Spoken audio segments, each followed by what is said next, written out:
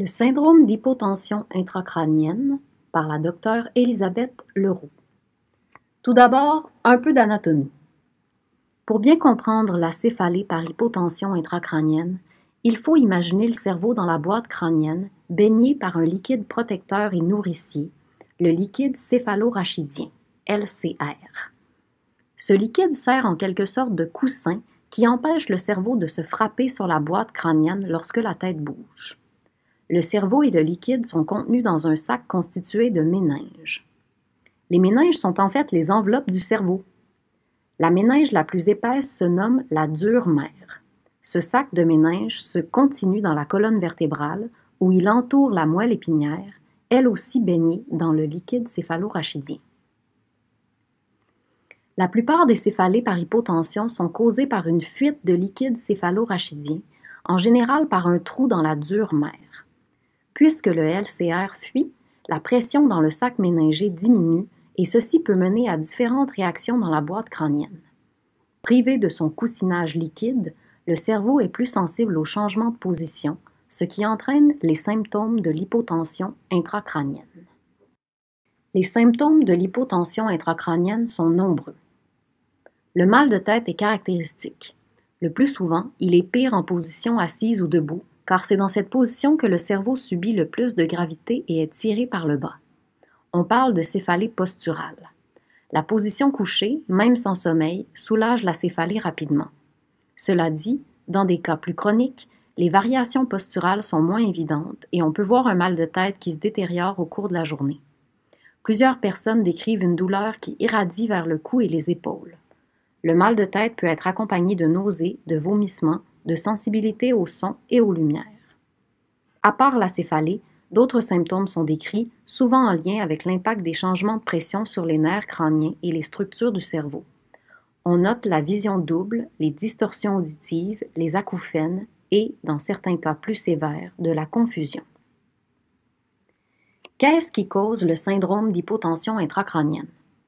Évidemment, ce syndrome peut être causé par plusieurs techniques telles que la ponction lombaire, on l'appelle alors céphalée post-PL, ou encore les épidurales et autres injections lombaires. Dans ce cas cependant, la cause est claire. La cause la plus fréquente de l'hypotension dite spontanée est un trou ou brèche dans l'enveloppe des méninges. On pense que certaines personnes ont de petits becs osseux dans leur colonne et par malchance, lors d'un mouvement, cet éperon, qui n'est en fait qu'une variation de l'anatomie, perce la dure mère. Le syndrome peut commencer après un accident, parfois mineur, même un faux mouvement de la colonne. À part les brèches, il y a aussi des cas plus rares avec des diverticules, comme des petites poches dans le sac de méninge qui peuvent rupturer, et des fistules, un canal anormal qui relie le LCR au sang veineux. Comment distinguer l'hypotension intracrânienne de la migraine et de la céphalée de tension? Rappelons que les migraineux ont des crises intercalées avec des périodes sans symptômes, alors que l'hypotension provoque un mal de tête plus constant. La céphalée de tension est rarement constante, rarement invalidante, n'est pas posturale et ne s'accompagne pas des symptômes typiques de l'hypotension.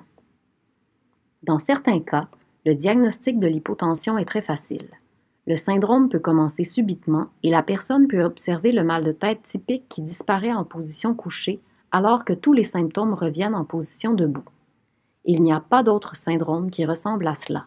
Il est donc très important de retracer et décrire le début des symptômes. Dans des situations plus subtiles ou plus chroniques, le mal de tête devient moins postural et présent depuis plus longtemps.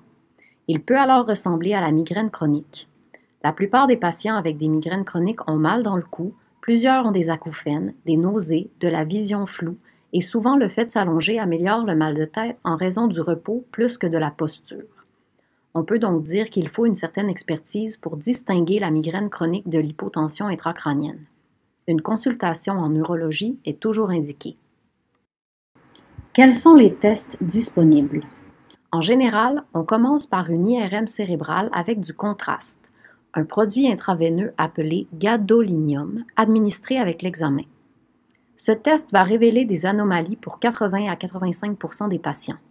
Une IRM de la colonne est parfois utile. Si le diagnostic est clair, on procède au traitement que je vais détailler après. Si l'IRM est normal, alors il faut planifier prudemment.